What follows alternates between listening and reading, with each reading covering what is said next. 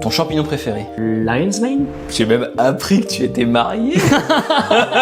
Genre t'es hyper content d'une vidéo, tu te dis ah putain celle-ci va cartonner. Flop. Ouais. Comment est-ce qu'on gère l'amour? Comment est-ce qu'on gère tu sais, avec la fame et tout? C'est vrai que ça a toujours été un petit peu compliqué. T'as aussi vécu un moment entre guillemets de dépression. T'étais à bord d'une Ferrari et ensuite on te fout dans une Twingo et t'es content. Ouais. Et t'as plein de gens en fait qui vont presque en thérapie chez toi maintenant. En mode tiens tonton Jigme, explique-nous comment est-ce que t'as fait. Plutôt YouTube ou Instagram?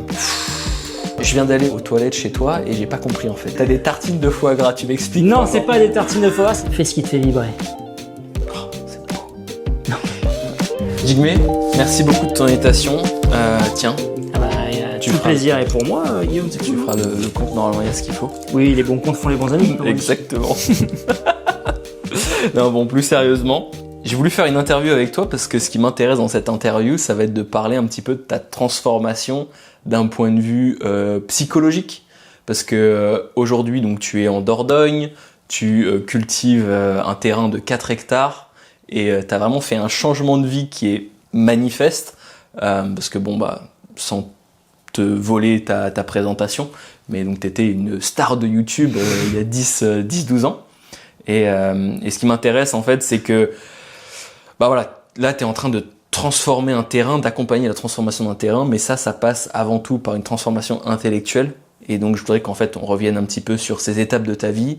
Et puis aussi on va parler forcément de ton jardin, de permaculture, Syntropie, de tout ce que tu mets en place dans ton mode de vie actuellement. Mais voilà, j'aimerais qu'on creuse un petit peu aussi ce qui se passe là-dedans. Donc merci d'avoir accepté cette invitation. À nouveau, tout le plaisir est pour moi. Jigme, pour ceux qui t'auraient perdu de vue depuis des années, comment est-ce que tu es passé donc de YouTube à ta vie actuelle en Dordogne? Qu'est-ce qui a été l'élément déclencheur, s'il y en a eu un, et comment est-ce que ça s'est passé un peu tout ça? Alors c'est souvent effectivement les gens ont l'impression de voir un changement radical et soudain, mais c'est vraiment quelque chose de très progressif dans la mesure où déjà à l'époque sur YouTube, donc j'avais commencé il y a très longtemps sur des vidéos humoristiques sur ma chaîne principale, ouais. Et après j'ai commencé à étoffer un peu la proposition avec notamment des vidéos de cuisine parce que moi une de mes premières passions, j'en ai quand même pas mal, ouais. C'était quand même la bouffe, la nourriture, la cuisine. Ouais. Et du coup, donc déjà depuis 2016, je faisais des contenus sur Internet liés à la gastronomie entre guillemets. Et en fait, j'étais déjà dans ce penchant-là d'avoir une autre proposition. Okay.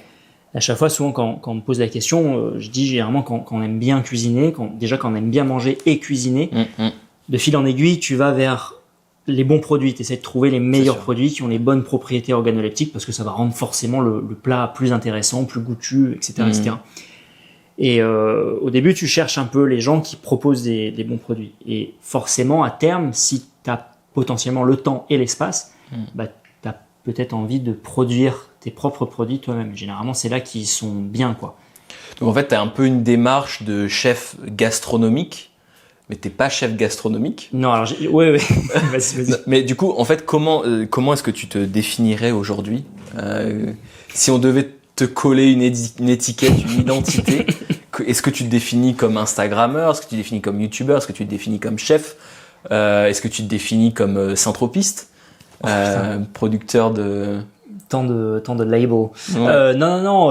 À la limite, de par mon activité, mon métier à l'heure actuelle, c'est créateur de contenu, au sens où je fais du contenu audiovisuel. Je travaille dans l'audiovisuel. Généralement, quand on me demande, on me pose la question, qu'est-ce que tu fais dans la vie? Moi, je dis, bah, je fais de la production audiovisuelle. Je travaille parce que c'est littéralement ça, hein. C'est filmer, monter, établir des scripts, écrire des trucs, faire de la post-prod, faire des échanges avec les clients et ainsi de suite. Ouais. Donc c'est de la création de contenu et de manière plus générale de la production audiovisuelle. Donc ça c'est toujours mon métier à l'heure actuelle. Après se définir, je sais pas, Jigme, point. Ouais, Jigme, c'est une marque que tu as déposée, mais c'est intéressant en fait de voir comment tu as construit ta vie autour de ça, sans en faire, parce que beaucoup de gens se définissent par leur métier, tu vois, je suis charpentier, etc. C'est la première chose qui vient à l'esprit. Et toi, en fait, tu as réussi à, entre guillemets, intégrer énormément de facettes de ta personnalité autour de cette activité. J'aimerais qu'on revienne un petit peu en arrière, parce que du coup, t'as été presque livré avec les meubles de YouTube. Les gens, non mais, sans déconner, quand les gens ont commencé à utiliser YouTube, t'étais là. Et pour préparer cette interview, je me suis amusé à regarder tes anciennes vidéos. Et vraiment, la qualité de prod, en fait, même aujourd'hui, je suis sûr que tu ferais des extraits de tes vidéos, ça refonctionnerait parce que t'as vraiment travaillé le truc à un niveau où même aujourd'hui, c'est encore valable, quoi. Et d'ailleurs, tu étais assez avant-gardiste, je trouvais, sur certains de ces sujets. Au début de YouTube, vraiment, il y avait cette idée que YouTube, c'était nouveau, instable, et c'était vraiment une démarche entrepreneuriale de se lancer sur YouTube. Quelle était, toi, la réaction de tes proches quand tu as commencé à faire du YouTube, et comment ça s'est passé? La réaction des proches, mes parents, ça a été... je vais pas dire compliqué, mais il y avait une certaine réticence quand même, parce qu'à cette époque j'avais quand même un CDI, j'étais vendeur à l'Apple Store de Bordeaux, donc quand même une certaine stabilité, sécurité, même si c'était pas le taf le mieux payé du monde. C'était une très très bonne école, j'ai apprécié ce moment-là, mais c'est le moment aussi où moi je voulais travailler dans quelque chose de créatif, faire de la vidéo. J'étais déjà dans la photo, j'avais plongé dans la vidéo, donc j'ai appris moi-même, et le moment où j'ai voulu arrêter ça, donc arrêter cette stabilité, forcément mes parents me disaient non mais tu devrais continuer et tout, tu peux faire les deux en parallèle et tout, et je dis non, ça me prend trop de temps d'aller au taf entre guillemets. Quand je suis au taf, en fait je m'emmerde, je suis déjà en train de réfléchir à ce que je vais faire dès que je vais rentrer. Il y avait déjà un espèce d'engrenage mental où j'étais plus à ma place dans ce que je faisais pour le travail alimentaire. Donc c'était quand même un risque que d'arrêter ce travail pour se lancer dans quelque chose entre guillemets d'inconnu. Donc effectivement, côté, je me souviens, les managers, quand je leur exposais ça, ils disaient non mais on sait pas ce que c'est, genre t'arrêtes tout là pour faire un truc un peu inconnu, tu sais. C'est pas grave. Et moi j'étais en mode, je suis jeune, parce qu'à cette époque j'avais 22 ou 23 piges, quelque chose comme ça. T'as quel âge maintenant là? 35. 35. Et en fait, moi dans ma tête, c'est t'es jeune, tu peux tenter ce genre de choses entre guillemets risquées, tu peux retomber sur tes pattes. Mes parents sont restaurateurs, j'ai travaillé en restauration. Avant ça, ils travaillaient sur les marchés, ils revendaient des fromages. J'ai travaillé avec eux, donc je sais travailler sur des métiers de ce style en fait. Donc je savais que je pouvais me retourner, trouver un taf alimentaire, bosser comme serveur ou comme vendeur, il n'y avait pas de problème. Donc pour moi, c'était vas-y, on y va, et puis si ça marche pas, tant pis. Et pour le coup, mes parents, je continue sur mes parents, eux, ils avaient une certaine réticence, mais un peu moins parce qu'ils avaient déjà eu un peu ce schéma-là, lorsque j'ai voulu arrêter mes études pour faire je ne sais quoi, et que j'ai été pris en plus derrière à l'Apple Store. Là où, petit fun fact, je me souviens, c'était le moment où je réfléchissais à arrêter mon master en LEA anglais chinois. C'était dès la première année parce que je voyais absolument pas l'intérêt, je m'ennuyais en cours, c'était horrible.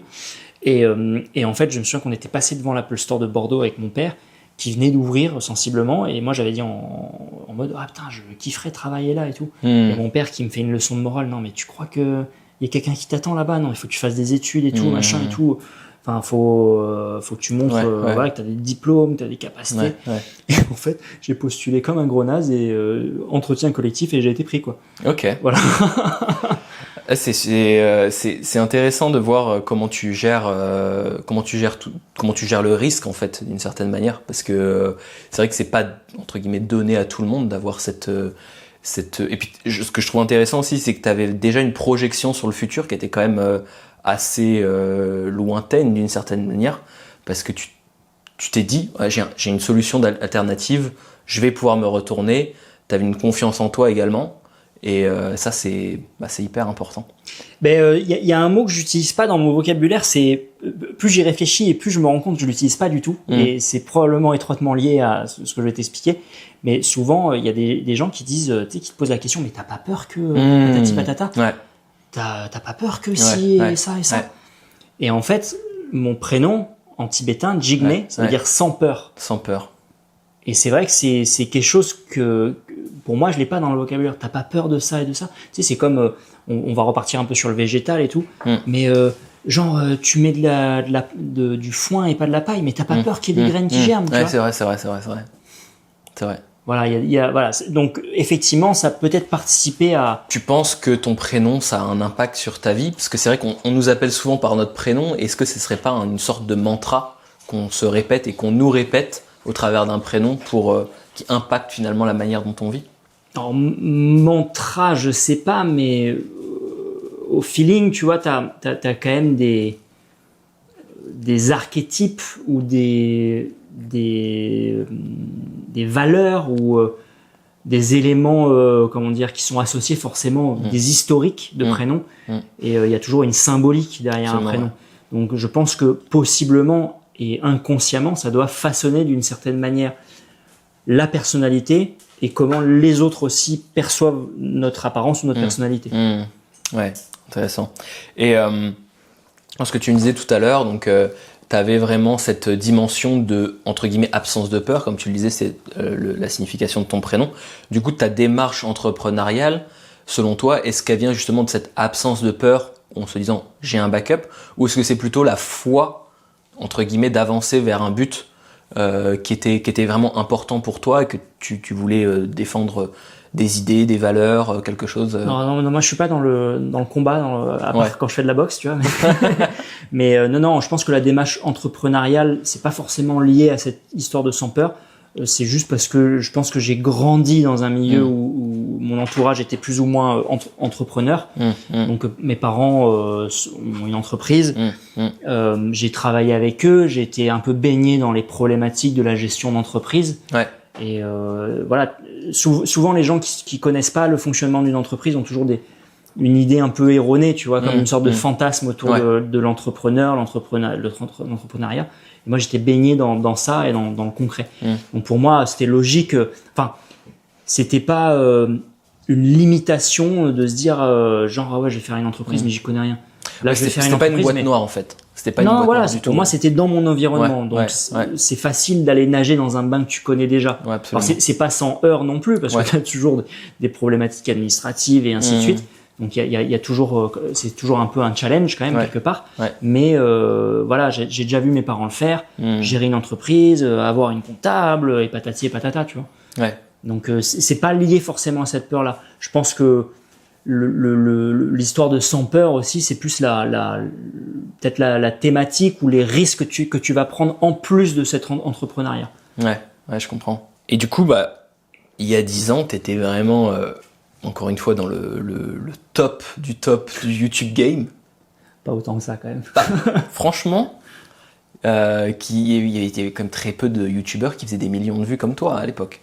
Enfin, c'était vraiment une poignée de personnes. Il y en avait quelques-uns. Aujourd'hui, ça s'est vachement démocratisé. Je me souviens que vous étiez un peu une équipe.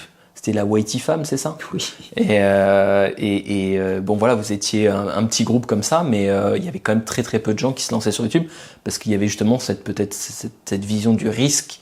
On savait pas si YouTube ça allait être vraiment un métier entre guillemets, si ça allait peut-être ils allaient démonétiser, arrêter la monétisation, que ça allait se péter la tronche, etc. À ce moment-là, donc tu étais au top. Et comment est-ce qu'on gère l'amour à ce moment-là? Est-ce que tu as déjà goûté du café, non pas à boire, mais à manger? On a lancé un produit révolutionnaire qui s'appelle Eat Coffee. C'est la première tablette de café qui valorise l'intégralité de la cerise de café. Et avec ça, fini la tachycardie, fini les palpitations. En plus, on produit cette tablette en agroécologie, ce qui fait qu'on va planter des arbres et multiplier le revenu des caféiculteurs par 3. Et je te laisse regarder la vidéo de Jigme parce qu'il a cuisiné avec. Il a fait un tiramisu, il a fait un éclair au chocolat, il a fait une crème brûlée et franchement, c'est vraiment une dinguerie.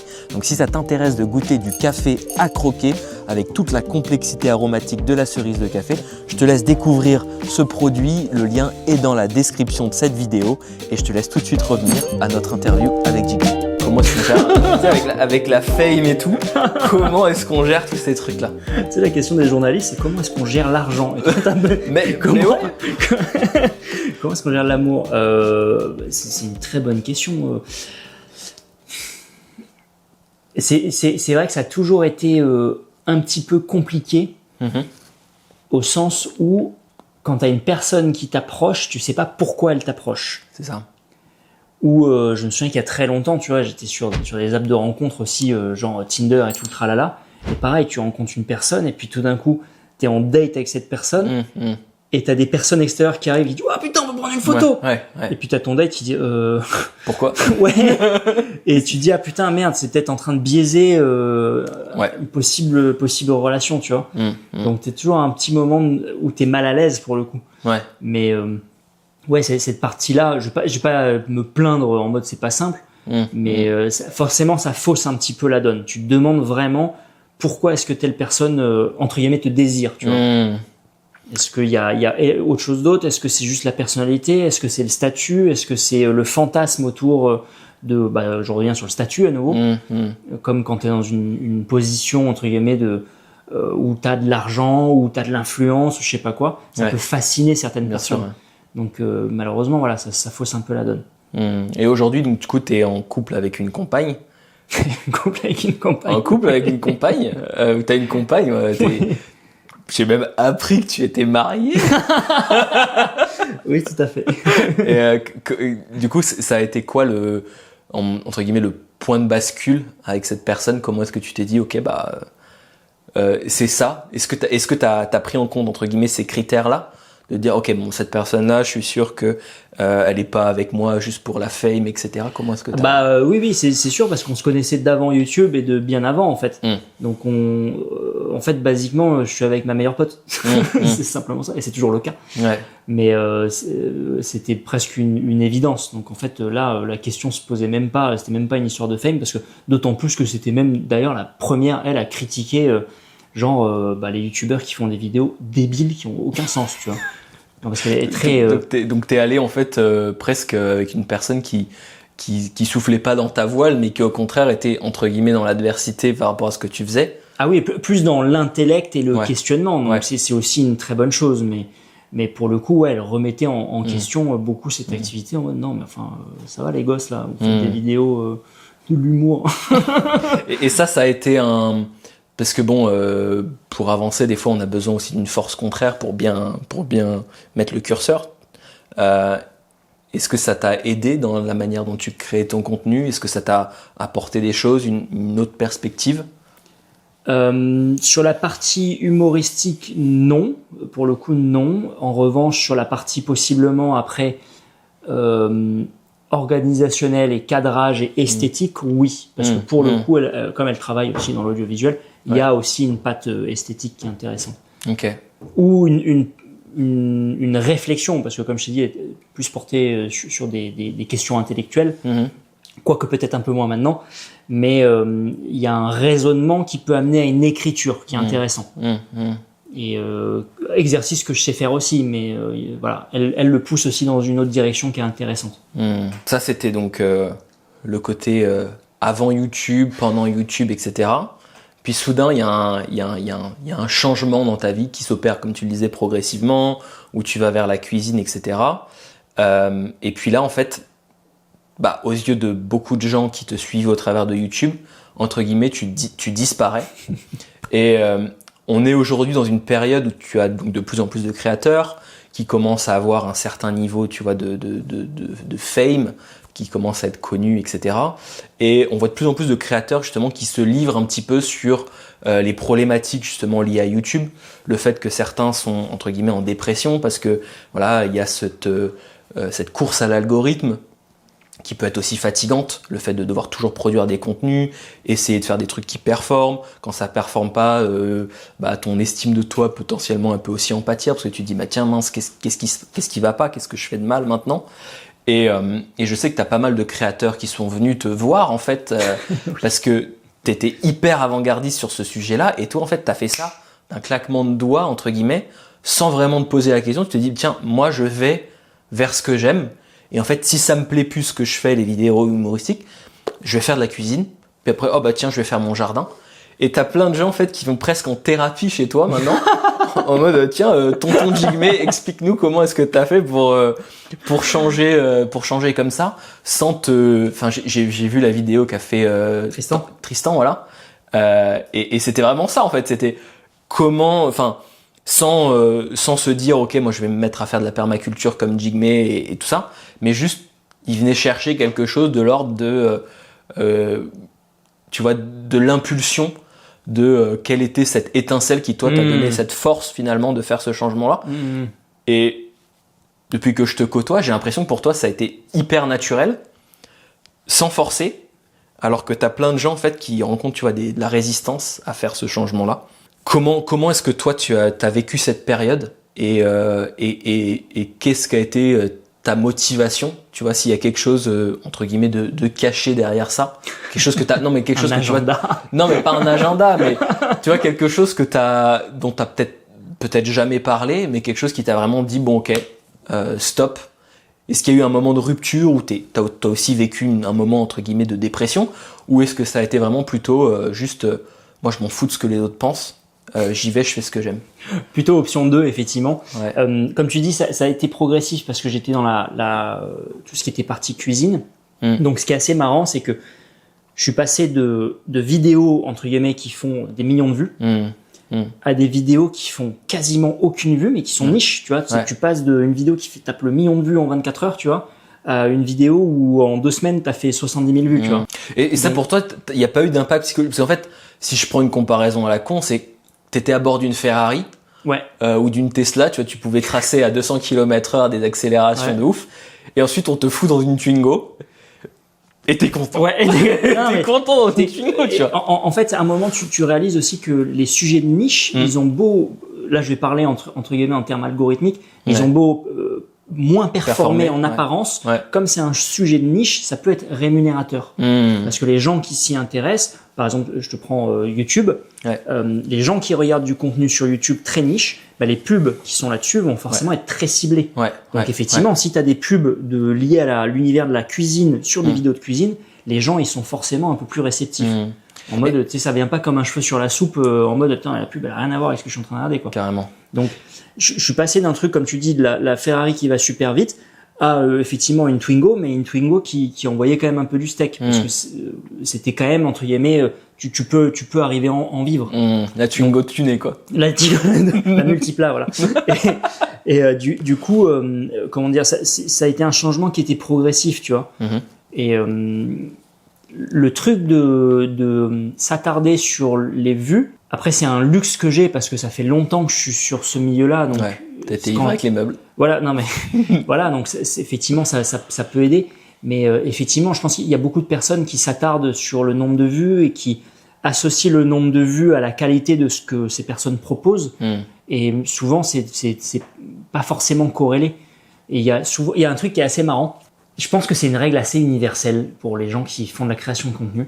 Parce que j'en ai discuté avec pas mal de personnes et souvent c'est le cas. Genre t'es hyper content d'une vidéo, tu te dis ah putain celle-ci elle va cartonner. Carrément, Flop. Et à contrario, une vidéo mais que t'as fait mais comme un gougnafier, tu vois, vraiment un truc à l'arrache, tu te dis ah vas-y flemme et machin, et elle cartonne de ouf. Et j'ai l'impression que c'est une règle générale, tu vois. C'est la vidéo où tu l'as fait en ayant mais rien à cirer. C'est des trucs qui perfent et des trucs où tu as mis mais toute ton âme. Et ben ça marche beaucoup moins bien des fois. C'est pas 100% valable, hein, mais je suis d'accord avec toi. C'est presque une généralité.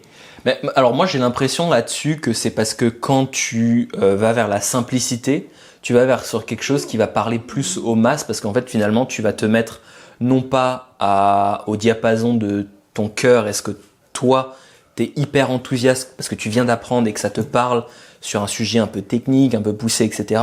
Donc ça en fait tu vas de facto en fait très nicher ton discours, alors que quand tu fais un truc comme tu dis un peu à l'arrache, finalement tu vas rester dans quelque chose qui va être plus dans la globalité, qui va pouvoir toucher plus de personnes.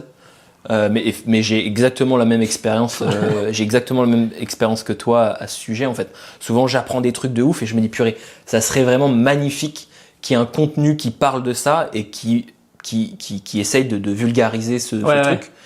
Et en fait je me rends compte que quand je fais ça souvent c'est trop technique, ou en fait c'est tout simplement le zeitgeist est pas encore à la page pour accepter ce type de remarques. Ou c'est pas assez digéré dans ton fort intérieur pour aussi le présenter de la manière au bon moment. Très juste, de bonne manière au bon moment. Carrément. Je sais que des fois il y a des trucs, tu dis ah putain je vais faire cette vidéo, et en fait si tu te dépêches à la faire en mode il faut absolument que je fasse la vidéo, et ben ça a pas forcément maturé dans l'esprit ou dans la manière dont tu vas le présenter. Je te prends l'exemple, par exemple, la vidéo de YouTube.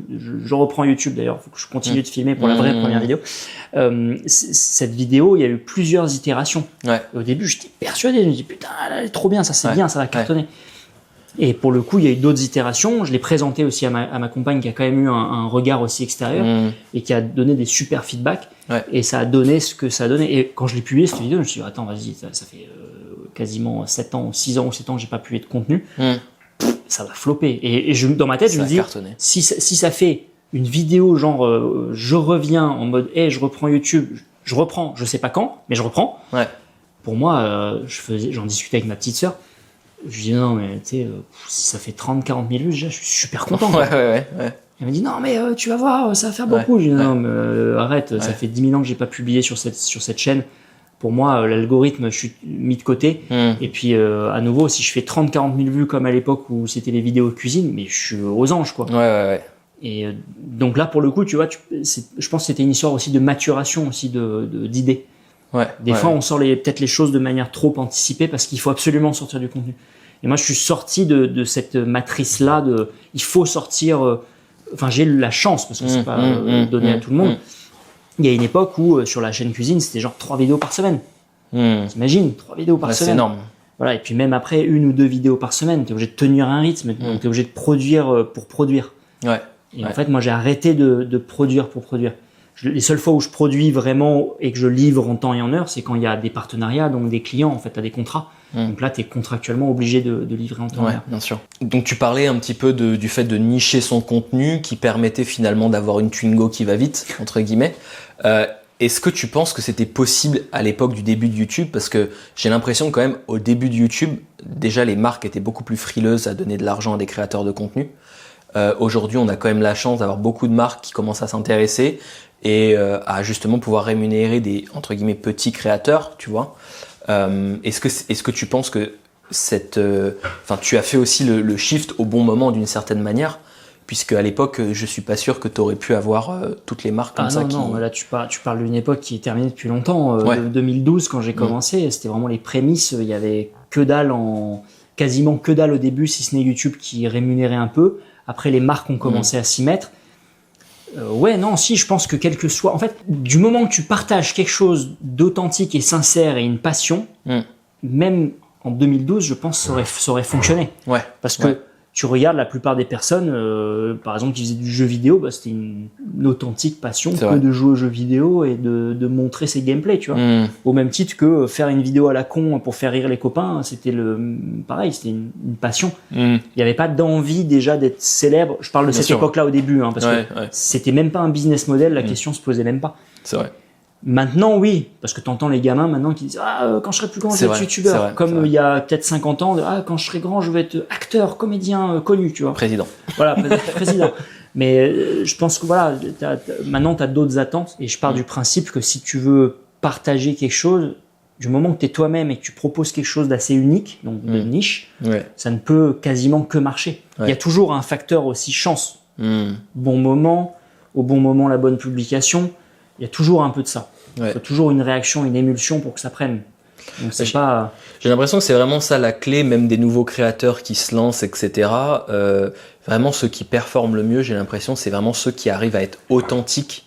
Et c'est pas simple, c'est pas donné à tout le monde d'arriver à être authentique devant une caméra dès les premiers trucs. Tu vois, ça, c'est sûr, je pense que et toi, j'ai l'impression aussi que la chance que tu as eue d'une certaine manière, c'est que tu as commencé par l'humour et donc tu as commencé entre guillemets à faire des conneries devant une caméra. Ah oui, après tu es à l'aise, donc en fait, à partir du moment où tu vois que tu es monté à moins 100, quand tu fais un truc un peu sérieux, c'est vraiment pas un problème, t'arrives à être non, il y a aucun problème. Fait à l'aise. T'étais vraiment dans le zeitgeist quoi, dans l'esprit du temps et t'as fait le bon move au bon moment quoi. Oui, et puis après c'est pas un bon move au sens où c'est voulu. C'est aussi parce que c'était aussi un nouvel exercice que de passer sur du format entre guillemets court et vertical. C'est vrai. Parce que moi j'étais tout le temps en mode 16/9, YouTube, format un peu plus long. T'es dans une norme et puis tout d'un coup tu dis attends vas-y j'ai envie d'essayer autre chose quoi. Et, moi je m'ennuie un peu assez vite tu vois. Une fois qu'il y a un truc je l'ai répété 10 000 fois. Attends vas-y on fait autre chose quoi. Mais je voulais revenir sur un autre truc que tu as dit, c'est que aujourd'hui c'est vrai que t'as cette ancienneté. Et t'as cette communauté qui t'a suivi. Enfin, j'ai regardé un peu les commentaires justement de ta dernière vidéo sur YouTube. Et c'est vrai que c'est dingue, c'est qu'en fait, enfin ta dernière première vidéo sur YouTube. Et en fait, les gens ont grave accroché parce qu'ils disent autant quand on était jeune, adolescent, on rigolait au même truc que toi. Autant aujourd'hui, ça y est, on est devenu papa, maman, on a des responsabilités. On a aussi envie des fois de retourner vers la campagne parce qu'on a compris que l'euphorie des villes, en fait, à un moment donné, ça te quitte. Et en fait, le mode de vie que tu prônes aujourd'hui parle toujours à ces mêmes personnes que tu faisais rire il y a 12 ans. Et c'est vrai que je trouve ta force, c'est qu'à chaque fois que tu publies une vidéo, en fait, t'as une communauté qui est ultra engagée, parce que vraiment, c'est des gens qui ont grandi avec toi, qui ont développé des fois des passions communes avec toi, mais en parallèle, juste en fait, ils se sont nourris de ton mode de vie. Et c'est pour ça que ça m'intéressait de faire cette interview avec cet angle un peu psychologique, tu vois, parce que voilà, en fait, t'as vraiment cette capacité aujourd'hui de motiver les gens à faire des transformations, de voilà, peut-être cultiver quelques légumes dans leur jardin, de se mettre aux champignons, tu vois, de faire une cuisine qui est à la fois bonne, saine, esthétique, parce que vraiment c'est incroyable ce que tu arrives à faire. Merci. Comment est-ce que tu vois ta relation à ta communauté, aux gens qui te suivent depuis toutes ces années? Quand j'ai commencé à faire les contenus un peu jardin, moi j'étais persuadé que les gens ils en avaient mais rien à cirer quoi. Moi je me suis dit bon, je vais continuer à faire de la cuisine parce que la cuisine c'est universel, quoi qu'il arrive. En tout âge, normalement, on aime bouffer. Ouais. Ça reste quand même quelque chose qui est. Mais oui, Kali, ça reste quand même quelque chose qui est, comment dire, intemporel quelque part. Ouais.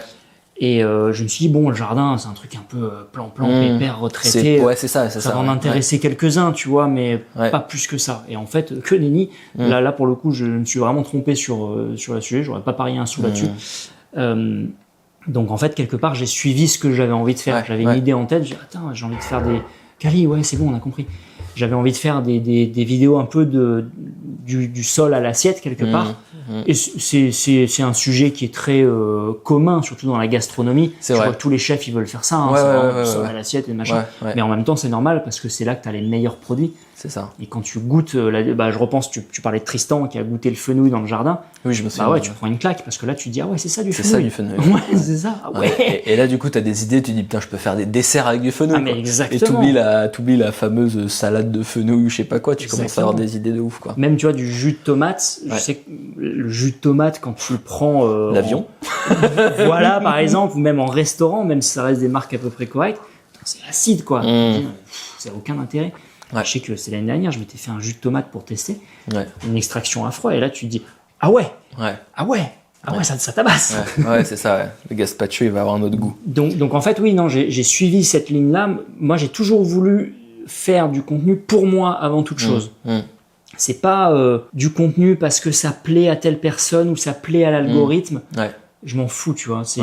À nouveau, c'est un luxe de dire ça parce que t'as des gens qui veulent absolument percer et ils vont faire comme l'algorithme ou comme ce que les gens attendent. Moi, je suis même pas sûr que ce soit un luxe en fait. Je pense que c'est quelque chose que tu prends ou que tu prends pas. Mais en réalité, je sais pas. Pour moi, ça me paraît être la seule manière d'être authentique et aussi de durer dans le temps parce qu'en fait, justement, après, tu te retrouves dans des états entre guillemets dépressifs. Ah oui. Parce que tu vois, si tu pratiques être une autre personne que ce que t'es juste pour plaire à l'algorithme, tu te retrouves dans une identité qui ne te ressemble pas. Tu crées une dissonance entre le toi qui apparaît à la caméra et le toi que t'es réellement. Et en fait, je pense que c'est à un moment donné, t'as du mal à faire le pont entre ces deux personnalités et c'est là où tu te retrouves dans un état où tu peux avoir ce genre de coup de mou, etc. Ah bah oui, et c'est surtout que moi j'ai toujours un parallèle par rapport à l'algorithme. C'est que souvent, moi je dis que on est obligé de faire des prières et des offrandes aux dieux algorithmiques. C'est vrai. C'est ce que Harari disait. Il disait que en fait, Homo Deus, en fait, le dieu ce sera dans le cloud. Et moi en fait, je pense que au contraire, le salut, il est en utilisant ça comme pour ce que c'est-à-dire un outil. Tout à fait. Et non pas en se rendant esclave de ça, quoi. Et c'est ce que, pour moi, j'ai l'impression que tu as réussi à faire, quoi. Oui, parce que quelque part, en fait, je fais ce que j'aime et puis si ça marche pas, qu'est-ce qu'on s'en fout, tu vois. Je sais que je vais refaire une autre vidéo derrière. En fait, moi, j'ai plus vraiment d'attente sur ça. Il y a longtemps, je me souviens, sur les débuts, il y a toujours cette effervescence sur YouTube. Tu te dis, attends, je vais être en top tendance, tu vois, je vais être premier sur le top de Top France. Il y avait cette envie quand même, parce que tu sais, c'est le thrill de, tu te dis, ah ouais, attends, c'est adrénaline, tu vois, c'est l'adrénaline, cool. Mais en fait, maintenant, qu'est-ce qu'on s'en fout, quoi. Je suis content si ça marche, et si ça marche pas, je suis content aussi parce que j'ai publié ce que j'avais publié et ce sur quoi j'ai travaillé. Ouais, c'est ça. Puis t'es content, encore une fois, t'es en train de partager un message qui toi te parle. Voilà. T'exprimes un truc, c'est dit, et puis peut-être que à l'occasion, tu le rediras d'une autre manière, tu vois. Il y a plus d'attente sur ça, et parce qu'en fait, maintenant, pour moi, le plus important, souvent, en fait, c'est juste de m'occuper mon terrain, tu vois. Ouais, c'est là, c'est plus la priorité. Mais je pense que c'est ça aussi qui parle aux gens dans ton contenu, c'est que tu as vraiment une histoire qui est implicite, puisque de toute façon, en fait, tu expliques ta vie, et voilà, ça parle pas. J'explique ma vie, et effectivement, c'est quelque part, quand tu regardes bien, c'est très égoïste, parce que je produis des légumes pour moi, c'est, comme dirait mon père, mon cul ma gueule, tu vois. Et techniquement parlant, je fais exactement pareil que les influenceurs à Dubaï. Je montre ma vie, mes partenariats et mes machins. C'est exactement pareil. Ouais. Donc, c'est purement égoïste comme activité. Ouais. Je voulais revenir sur l'histoire du jardinage. C'est vrai que c'est un peu sous-coté, mais en fait, on se rend compte que, je pense que c'est pareil pour toi et probablement même fois 10 ou fois 15. Mais c'est vrai que moi, je me rends compte qu'il y a des personnalités de la sphère publique qui sont connues pour des trucs complètement différents et en fait qui suivent mon contenu.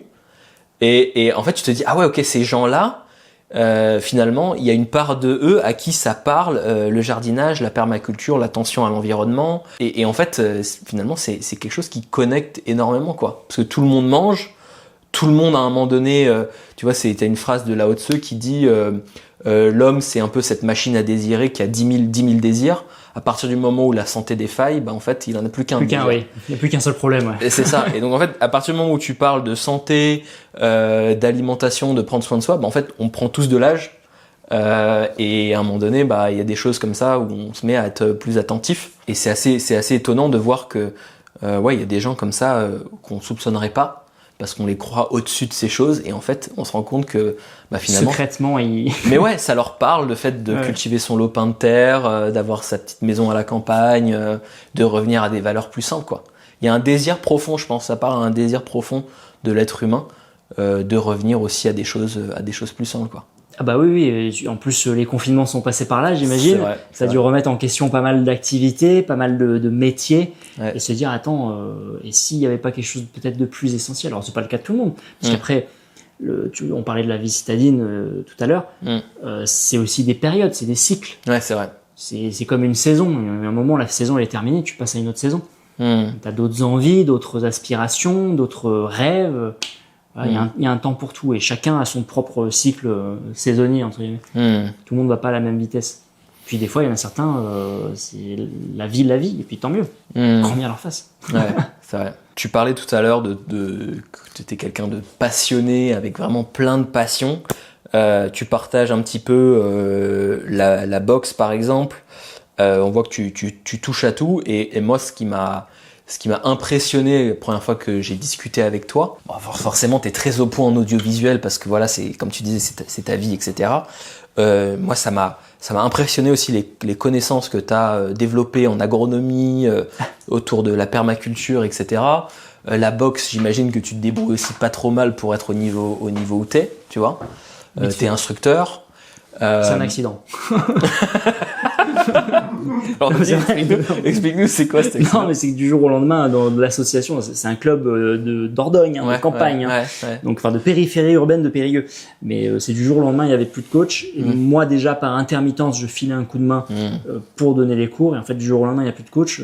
La présidente, elle me dit, tu peux continuer, sinon il y a plus d'assaut. Ouais, c'est bon, il y a pas de problème. Okay. Après, j'ai passé les agréments, mais ça fait pas de moi un champion hors pair, pas du tout, tu vois, loin de là. Et du coup, comment est-ce que tu gères toutes ces passions sans t'éparpiller? Ah, je m'éparpille énormément. Tu t'éparpilles énormément. 100%. Ah, oui. À chaque fois, je me vois un peu, ça va te parler, mais un peu comme du mycélium, tu vois. Faut aller à fond dans tous les sens. Ouais.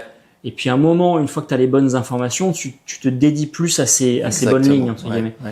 Donc, et comme je t'ai dit tout à l'heure, je m'ennuie aussi assez vite sur certains sujets. Ouais. Donc, moi, j'ai besoin d'aller creuser, d'aller chercher. Par exemple, l'audiovisuel, j'ai appris tout seul. Ouais. C'est-à-dire que, la photo, j'ai appris, tu auras des tutos, des machins. La photo, je vais te dire, entre guillemets, c'est un peu simple.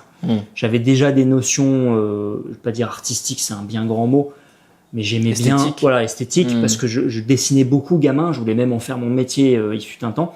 Donc j'avais déjà des notions un peu de composition, et comme tu dis, d'esthétique. Donc la photo était assez simple. Après, sur la vidéo, ça devient un peu plus challengeant. J'ai appris du coup solo, parce que moi je suis pas très scolaire. Moi, rester assis, écouter quelqu'un parler à l'école, tu vois, c'était surtout à la fac. Je me souviens que c'était encore plus frappant où on passait, je sais plus, 2, 3, 4 heures avec un prof. En amphithéâtre. En amphi, et puis tu subis le truc, et en fait, tu te rends compte que si tu fais tes recherches sur Internet toi-même et que tu es un petit peu appliqué, et je suis désordonné de manière générale, mais un peu ordonné dans ta recherche, Ouais, je suis d'accord. t'apprends beaucoup plus vite. Mais ouais. Mais ça nécessite quand même certaines capacités. Et tout d'un coup, moi, à la fac, je me suis rendu compte, j'ai dit, attends, mais là, en 3 quarts d'heure, j'ai résumé ce qu'a fait le prof en 4 heures, quoi. Je me suis dit, mais qu'est-ce que je fous là-bas, quoi.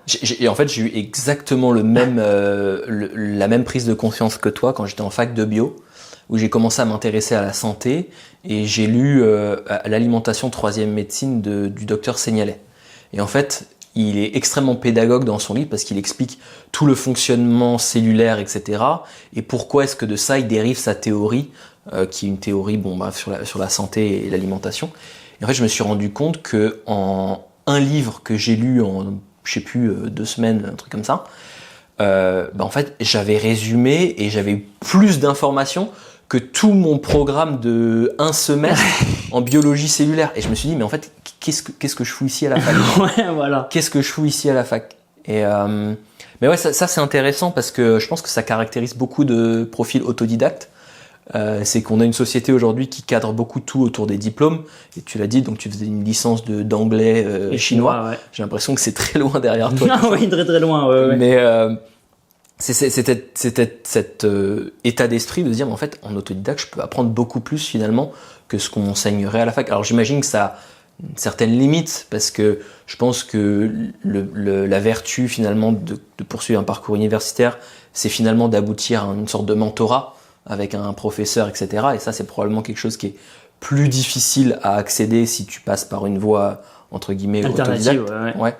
Mais en réalité, c'est vrai que les premières années de fac, je pense qu'elles sont assez navrantes et barbantes pour des profils comme toi, quoi. Après, ce qui est intéressant, c'est quand même, si on parle de l'école de manière générale, et y compris la fac, ça donne quand même une sorte de cadre. Ouais, c'est ça. Si t'as pas ce cadre-là ou cette méthode, c'est des méthodes qui sont transmises. Ouais. Et après, l'information est transmise un peu au ralenti quelque part.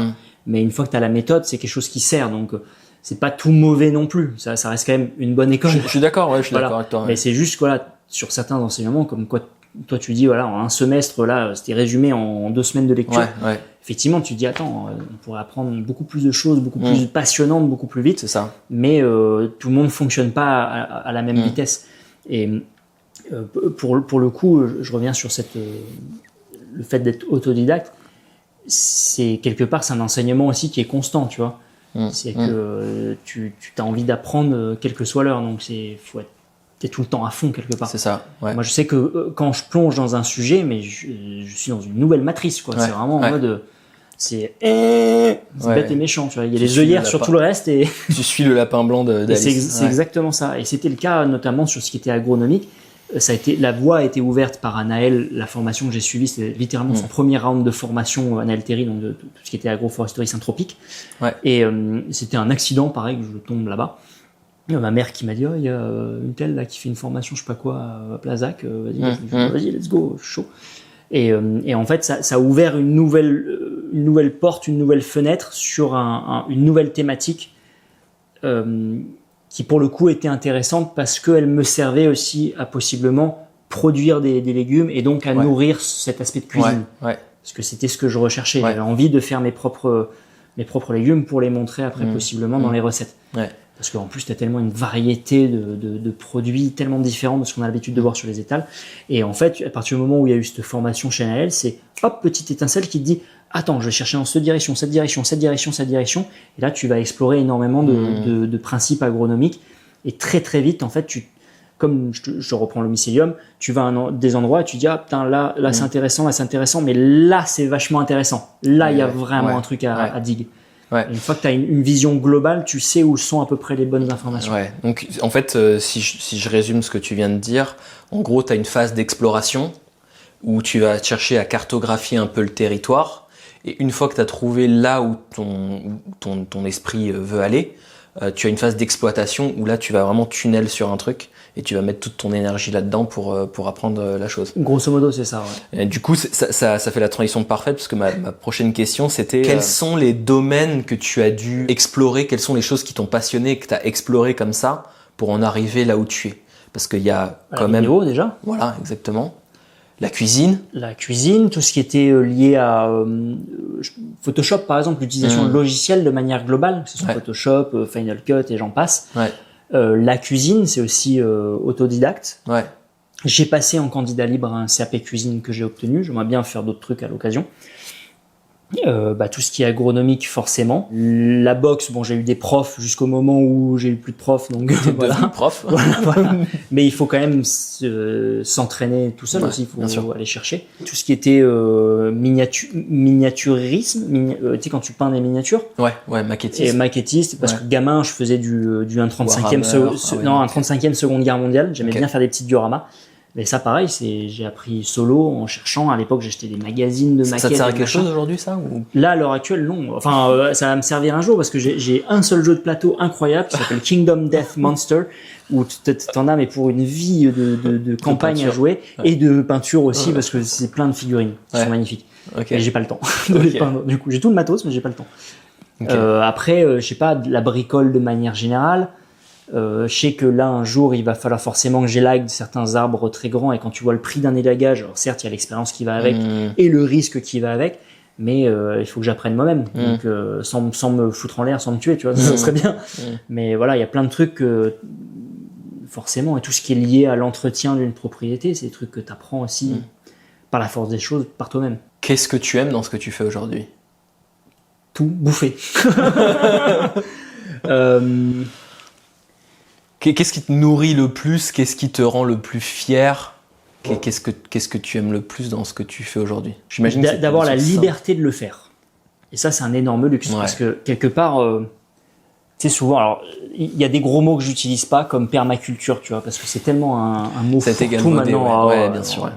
Ah, tu mets de la paille, tu fais de la permaculture, c'est bien. Non, c'est juste, je couvre le sol pour pas que, voilà, il y a une inhalation de Fentop, enfin, je t'en passe des trucs, mais c'est juste du bon sens. Alors si tu veux le mettre dans le sac permaculture, il n'y a pas de problème. De manière générale, voilà, on parlait de permaculture. Souvent, la permaculture, t'essayes toujours de faire two birds, one stone, tu vois, une pierre de coups. Ouais, une pierre de coups. Et quelque part, en fait, mon métier à l'heure actuelle, c'est une pierre 3 ou 4 coups, tu vois. Je suis d'accord.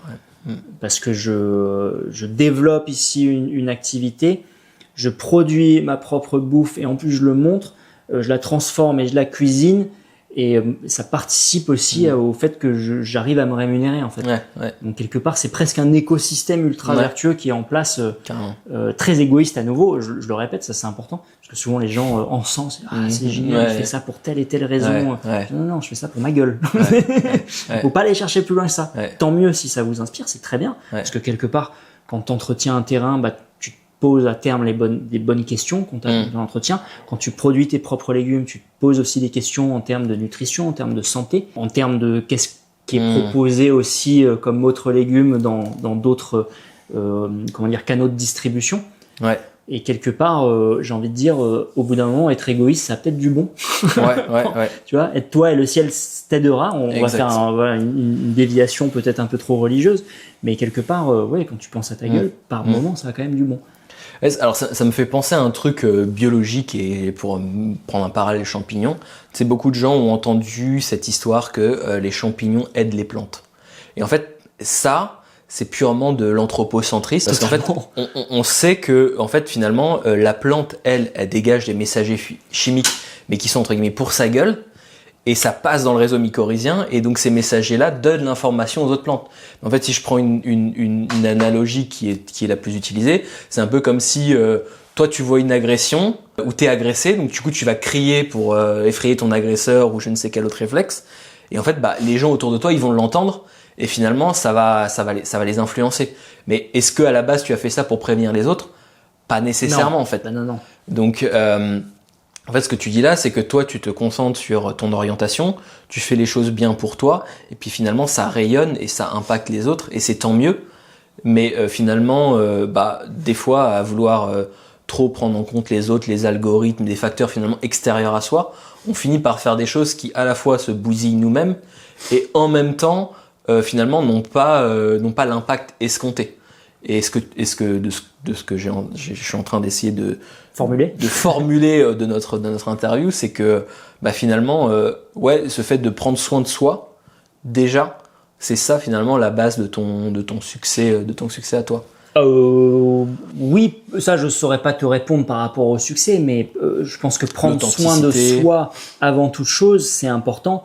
Tu vois, c'est comme dans l'avion, quand t'as les masques qui tombent, on te dit, c'est tu mets ton masque en premier, et après t'aides les autres. Ouais. C'est pour ça, c'est aide-toi, et le ciel tu t'aides en premier, et puis après possiblement tu peux aussi aider les autres. Non pas que je veuille aider les autres, parce que c'est pas non plus, c'est pas mon but. Je suis pas je suis pas un saint non plus, tu vois.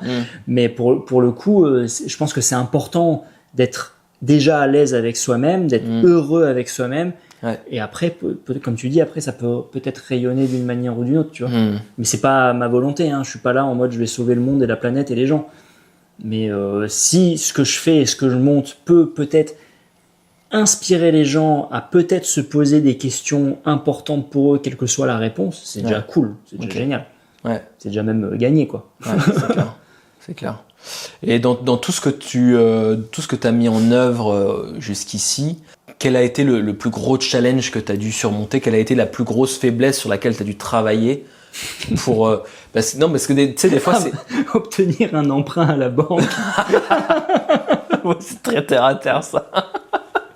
C'est vrai que c'est un sacré challenge. Oui. Non, c'est vrai. Non, je vais te répondre après plus sérieusement, mais non, c'est vrai qu'obtenir un emprunt à la banque, oui, parce qu'on peut se dire, attends, il est youtubeur et tout, c'est facile. Non, ouais. C'était pas facile du tout. Bien sûr, ouais. Déjà, les banquiers, ils se demandaient, mais qu'est-ce qu'ils foutent les petits jeunes là, à revenir en Dordogne alors qu'il y a rien à faire. Ouais.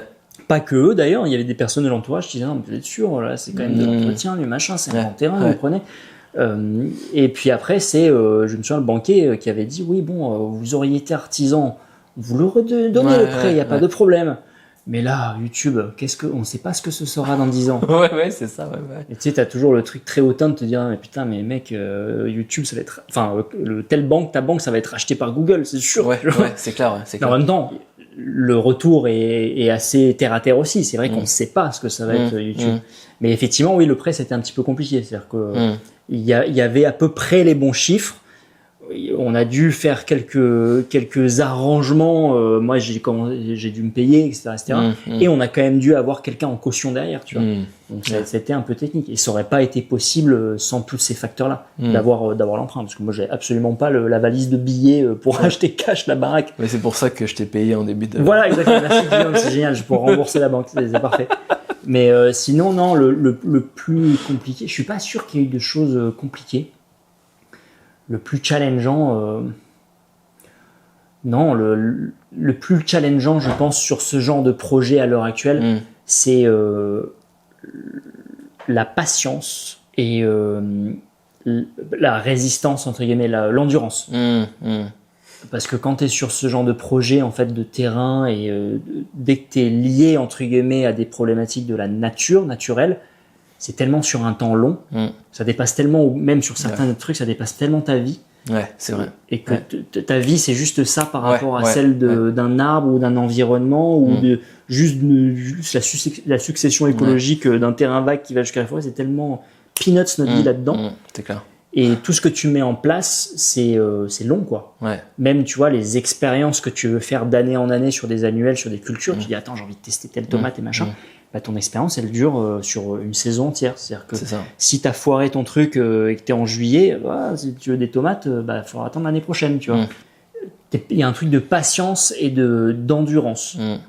Et en plus de choses où t'es dans la répétition. T'es quelque part, tu te recales aussi sur... Là, c'est un peu tiré par les cheveux, mais tu te recales sur des cycles naturels aussi quelque part. C'est-à-dire que tu vas devoir élaguer ou couper tes arbres à telle saison, mais tu vas devoir le faire chaque année. Donc, tu es quand même dans une répétition, une répétition de ce que fait la nature. Donc, et pareil, tu vas devoir débroussailler ci, mettre du broyat ça, inoculer ci, semer ça, et ainsi de suite. Donc, tu es quand même dans un truc de répétition. Ouais, je vois très bien. Puis en plus, ce qui est aussi intéressant là-dedans, c'est que ça te met tout de suite dans une perspective de léguer, donc entre guillemets une perspective que souvent on arrive on obtient dans la vie. Alors je sais pas, j'ai pas encore cet âge-là, mais j'imagine qu'il y a beaucoup de gens qui pensent à léguer à partir de 50, 60, 70 ans, quand ils disent bon bah voilà, la perspective c'est que dans 20 ans je serai probablement plus de ce monde. Et en fait, quand tu es ancré à la terre et que tu as cette dynamique-là, bah tu sais qu'effectivement tu as envie de tester les tomates, mais en fait déjà t'es même pas sûr que l'année prochaine sera une bonne année à tomates. Donc en plus on va te mettre la nature entre guillemets va te mettre des bâtons dans les roues. Et t'arrives tout de suite sur cette perspective de te dire bah ouais en fait là cet arbre là peut-être qu'il sera, enfin si tu plantes un séquoia ou je sais pas quoi, t'es sur 100 ans quoi. Ouais. Donc avant de voir le truc beau, magnifique, majestueux, en fait tu seras déjà plus là. Et pourtant des fois tu te dis ok ça vaut le coup quoi. Ah bah oui, et tu parles de léguer quelque chose. Plus j'ai cette réflexion, plus je me dis qu'en fait c'est une évidence.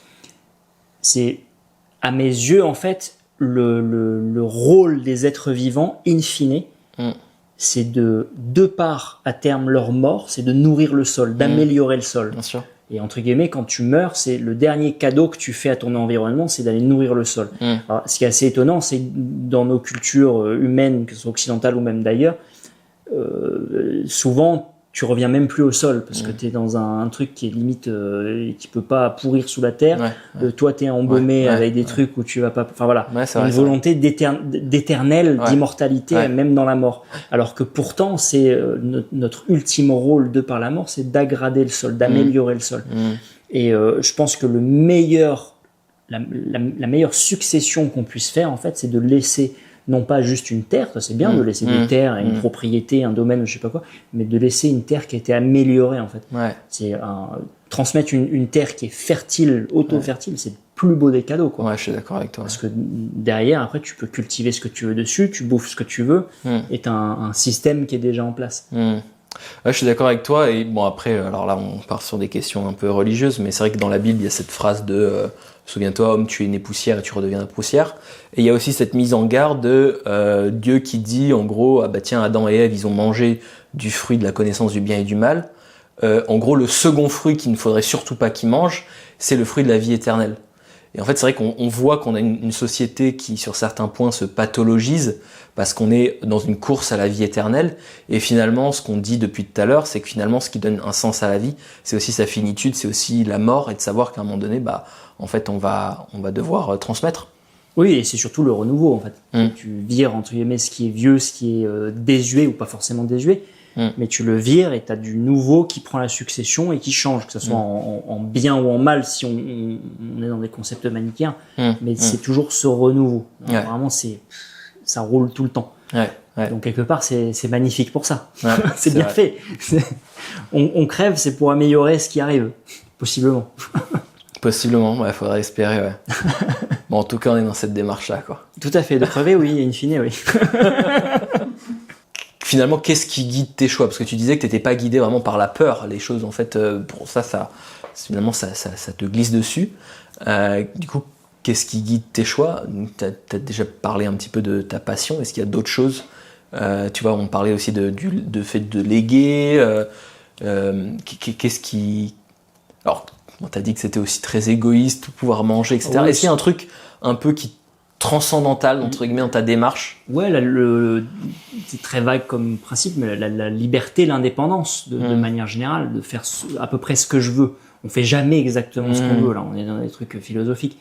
Mais de pouvoir dire, bah tiens, ce jour-là, déjà, cette liberté, cette indépendance, tu peux l'avoir avec l'entrepreneuriat, même si t'as quand même beaucoup de trucs qui vont te freiner aussi. Mais quand t'as ton entreprise, c'est toi qui décides. Ouais, c'est vrai. Mais aussi c'est avec tes clients. Voilà, tu décides avec tes clients. Ouais. Voilà, c'est toi qui décides, mais avec l'URSSAF. Et l'URSSAF. Ouais. Voilà, disons que ça reste un écosystème où tu donnes aussi. En fait, c'est ça qui te transcende, c'est de donner. Voilà, de donner. Oui, exactement. L'URSSAF me transcende. Non, mais d'avoir la liberté. Elle me transcende la vie. C'est ça. La liberté de choisir en fait, de pouvoir à peu près choisir, pas à 100% indépendant, mais d'avoir une certaine indépendance, une certaine liberté. Ouais. Et ça, c'est quelque chose qui me porte. C'est pareil, c'est une chance. C'est une chance, mais il y a aussi des contraintes avec, forcément. Ouais, quand tu as une entreprise, tu as forcément des contraintes. L'URSSAF, la caméra en parlait. mais pas que, tu vois, même comptabilité, administratif, des obligations, et puis même, faut faire rentrer de la thune dans la boîte, quoi. Si tu veux te payer, faut te sortir le salaire, il faut les cotisations qui vont avec. Donc t'as quand même des contraintes qui vont avec. La liberté a un prix, et ça me fait marrer parce que là je dis ça, et je me souviens quand on avait visité ici le lieu, et j'avais fait venir aussi mes parents pour avoir un avis, et puis ma mère elle dit non mais négociez même pas, prenez la baraque, négociez même pas, c'est le prix de votre liberté. Et c'est vrai quelque part, c'est-à-dire qu'en même temps t'es pieds et poings liés à la banque avec qui t'as fait l'emprunt, mais en même temps t'as une liberté quelque part presque incroyable, quoi. Mais en même temps t'es comme ça. Tu sais, c'est un peu la carte du diable dans le tarot. Ouais, c'est un paradoxe, ouais. Mais c'était, je crois que c'était Niels Bohr, un physicien, qui disait ça, c'est que beaucoup de vérités fondamentales de ce monde sont en réalité des paradoxes. C'est-à-dire que au fond de la liberté, tu trouves la responsabilité et donc la contrainte. Ah bah oui, t'as toujours les deux facettes qui sont en même temps, deux facettes de la pièce. Ouais. Et Mais pour répondre à ta question, là, ça serait peut-être plus la liberté et l'indépendance qui guide ce que j'ai envie de faire, du coup. Et ce qu'on disait aussi juste avant de cet esprit de paradoxe, c'est que finalement, au fond de la vie, dans sa foisonnance, t'as la mort. T'as le fait de devoir redonner au sol des matières mortes, en fait. Je reviens un peu sur ta relation amoureuse. Décidément, Guillaume. Mais écoute, tu veux prendre sa place ou... Non, mais c'est juste pour comprendre ce que ça t'apporte en fait à toi. Est-ce que tu vois, parce que t'as beaucoup de gens qui sont dans des relations où finalement ils ont l'impression d'être encloisonnés dans une boîte. Tu vois, il y a aussi beaucoup de gens qui se posent pas mal de questions par rapport à la vie amoureuse aujourd'hui, parce qu'on a quand même un changement de paradigme. On voit que les divorces augmentent. Enfin, vraiment, la cellule couple a quand même vachement évolué dans ces dernières années. Ma question, c'est, pour toi, quels sont les ingrédients qui te permettent dans ta relation d'être vraiment toi, de ne pas te sentir... Tu parlais de liberté qui était super fondamentale pour toi, mais jusqu'où va cette liberté? On a parlé aussi avec l'entrepreneuriat, que finalement, il y avait toujours des cadres finalement à cette liberté. Comment est-ce que tu vis cette relation pour que tu la sentes comme quelque chose qui t'élève et pas quelque chose qui te pèse, tu vois? Je pense que c'est multifactoriel. Le premier truc qui me vient en tête, c'est déjà on est sur la même longueur d'onde. On a sensiblement les mêmes principes, les mêmes valeurs. On se comprend sur certains sujets. On est souvent d'accord sur certains sujets. Il y a forcément des fois des désaccords, mais ça mène pas à un fight, ça mène à peut-être de la discussion. Ah ouais, toi tu penses ça, machin. Ah ouais, toi qu'est-ce que t'en penses? Plus de la curiosité, tu vois. Il y a un respect de l'individualité. Vous n'êtes pas dans une relation qui est genre fusionnelle, en mode déjà ça se voit un petit peu parce que vous vous affichez jamais ensemble.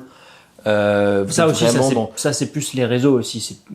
J'ai déjà vu des personnes qui ont été considérées comme l'ex d'eux, tu vois, de telle personnalité, et putain, l'horreur, quoi. Ouais, c'est vrai. L'horreur. Et déjà que c'est la problématique souvent, j'imagine, côté femme, d'être l'ex de machin, où elle est devenue ça à cause de lui. L'appartenance de quelqu'un, je comprends. Voilà, donc déjà, ça, c'est un peu compliqué. Mais c'est aussi parce que, à chaque fois, je dis ça, mais je veux bien montrer mon jardin, mais pas mon jardin secret. Il y a des trucs où, qu'est-ce que je m'en fous de montrer ça? Il y en a d'autres, c'est leur fonds de commerce, et puis tant mieux pour eux, tu vois, qui montrent leur vie, leur gamin, leur machin, bon, il n'y a pas de problème. Mais pour répondre à nouveau à ta question, aussi, c'est, je pense, la confiance. On a entièrement confiance en l'un et l'autre. À nouveau, la même longueur d'onde, la même compréhension, possiblement les mêmes intérêts aussi. Peut-être celui de rembourser le prêt à la banque, par exemple. Exactement, oui, on a le même taux d'intérêt.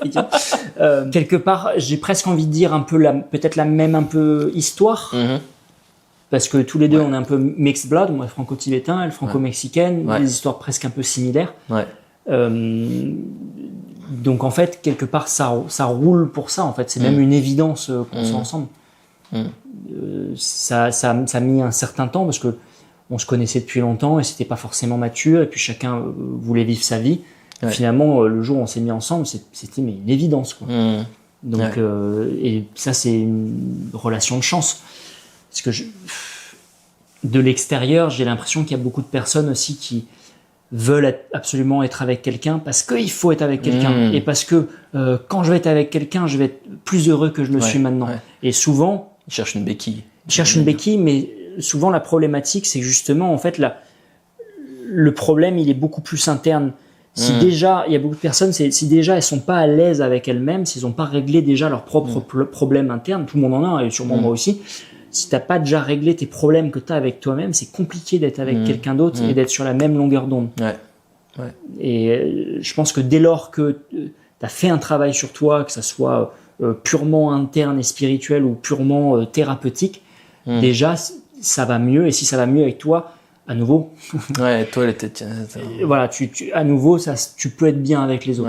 Ouais, tu peux rayonner quelque chose, quoi. Voilà, et souvent, il y a plein de personnes qui cherchent absolument ça, qui sont déjà pas à l'aise avec elles-mêmes. Mais voilà, tout le monde a tellement ses spécificités. C'est avec l'humain de manière générale, ou la psyché c'est tellement complexe, tellement unique à chaque cas. Mais de manière générale, j'ai l'impression que cette règle universelle, chez les gens, t'es à l'aise avec toi-même, et après, tu peux être vraiment à l'aise avec les autres. J'ai l'impression que ça s'applique relativement bien. Ouais, je suis d'accord. Est-ce que, là, si tu pouvais télécharger une compétence en instantané, quelles seraient les compétences qu'aujourd'hui tu aimerais acquérir en partant du principe que tu pourrais les télécharger comme ça en instantané? Savoir souder, par exemple. Ça me servirait très rapidement, là. Savoir souder, même si je pense que c'est pas très compliqué en soi pour faire des soudures très basiques. Ça reste quand même une expertise, mais souder, ça j'aimerais bien. Savoir rénover une baraque sans problème, ça c'est une autre compétence. Et puis c'est déjà pas mal. Ouais, voilà, pour la grange. Non, parce que là je sais que je vais devoir apprendre beaucoup de choses, parce que là j'ai 0 compétence quasiment. Donc je vais devoir me plonger à nouveau dans un nouveau rabbit hole et apprendre à rénover une baraque. Donc, mais je pense, le premier truc qui me vient en tête là, c'est souder. Ok. Parce que j'ai des trucs à souder et je sais que ça sert énormément de savoir souder, c'est quand même génial, quoi. Ouais, c'est vrai. Pour faire des pergolas. Voilà, ou travailler le bois de manière plus professionnelle. Ok, donc appel à témoins. S'il y a quelqu'un qui est prêt à enseigner à Jigme comment est-ce qu'on soude et comment est-ce qu'on travaille le bois. J'ai un pote qui est chaudronnier qui pourra me montrer. Ok, bon, c'est cool. Qu'est-ce que tu nous prépares dans les prochains mois? Qu'est-ce que Jigme est en train de cook? YouTube, j'ai commencé à filmer. En fait, j'ai 2 vidéos là qui sortent.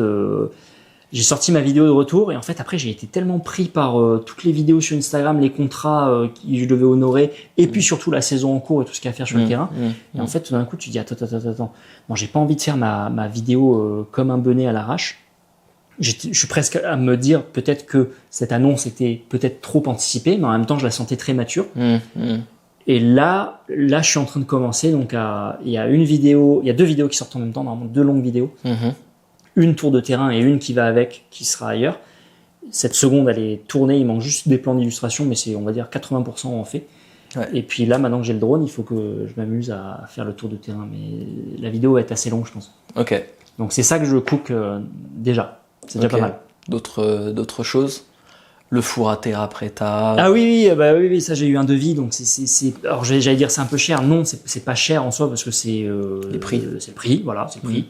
Mais c'est juste que je préfère allouer le budget à autre chose, tu vois. Donc là, j'ai préféré allouer le budget à m'acheter du matos d'élagage pour grimper et démonter certains élans. Tu vois, c'est peut-être un peu plus la priorité.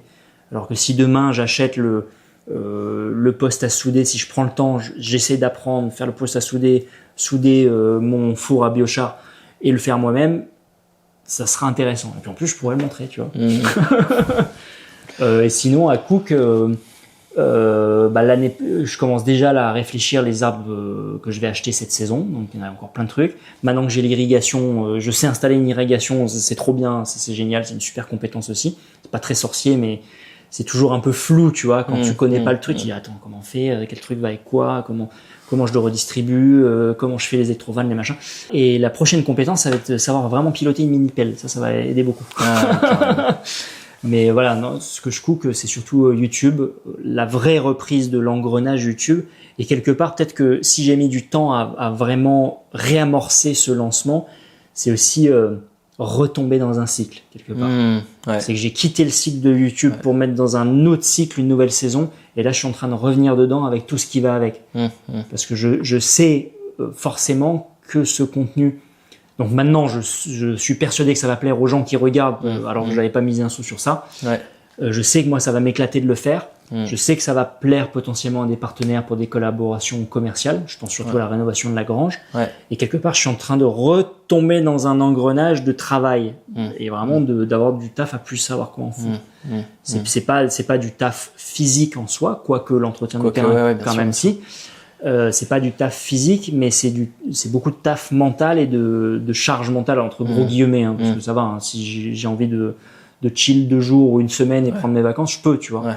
Mais il y a quand même un truc où en haut ça tournicote tout le temps, tu vois. C'est vraiment putain. C'est pas en mode tournicoter. Qu'est-ce que je vais faire comme vidéo? C'est ah ouais, attends, il faut que je fasse ça. Là en parallèle, il va falloir que je mette les bâches. Là, il va falloir que je plante ici. Tu sais, t'as toute l'organisation, t'as toute la map de ce que t'as à faire qui est constamment dans la tête. Et puis là, il faut que je retape le mur. En fait, constamment, t'as une liste de rappels en tête qui faut que tu fasses ça, faut que tu fasses ça, faut que tu fasses ça, faut que tu fasses ça.